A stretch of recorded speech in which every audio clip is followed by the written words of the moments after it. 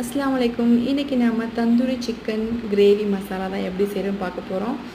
அதில் ஃபஸ்ட்டு நான் வந்து கொஞ்சமாக தேங்காய் எண்ணெயும் ஒரு 2 பெரிய வெங்காயம் போட்டு ஓரளவுக்கு வதக்கிக்கிட்டேன். அந்த வதக்கிக்கிட்டு அதோட சிக்கனையும் போட்டு நல்லா வாஷ் பண்ண சிக்கனை போட்டு வதக்கிட்டு கொஞ்சமாக இஞ்சி பூண்டு பேஸ்ட்டும் போட்டு வதக்கிக்கோங்க. கொஞ்சம் தேவையான அளவு உப்பும் போட்டு வதக்கிட்டு நல்லா அந்த உப்பு எல்லா இடத்துலையும் படுற மாதிரி நல்லா பெரட்டி விட்டுக்கோங்க. அதுக்கப்புறமேட்டு தான் மெயினான பொடி ஆட் பண்ணுறேன். என்னென்னா தந்தூரி மசாலா.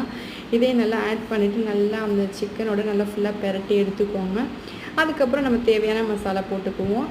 கொஞ்சமாக மஞ்சத்தூள், ஜீரகத்தூள், மல்லித்தூள், கரம் மசாலா, மிளகுத்தூள், கொஞ்சோண்டு மிளகாத்தூள் எல்லாம் போட்டு நல்லா மிக்ஸ் பண்ணிக்கோங்க. மிக்ஸ் பண்ணதுக்கப்புறம் கொஞ்சமாக தேவையான அளவு தண்ணி ஊற்றிட்டு அதை அப்படியே லோ ஃப்ளேமில் வச்சு நல்லா வேக விடுவோம். வெந்து நல்லா திக்னஸ்ஸாக கிரேவி பதத்துக்கு வரும். நல்லா திக்னஸ்ஸாக வரும். அதை அப்படியே நம்ம சாம்பார் சோறுக்கெலாம் வச்சு சாப்பிட்டோம்னா சூப்பராக இருக்கும். இந்த மாதிரி ட்ரை பண்ணி பாருங்கள்.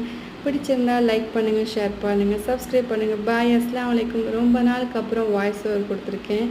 பாய். கண்டிப்பாக சப்ஸ்கிரைப் பண்ணுங்கள். அஸ்ஸலாமு அலைக்கும்.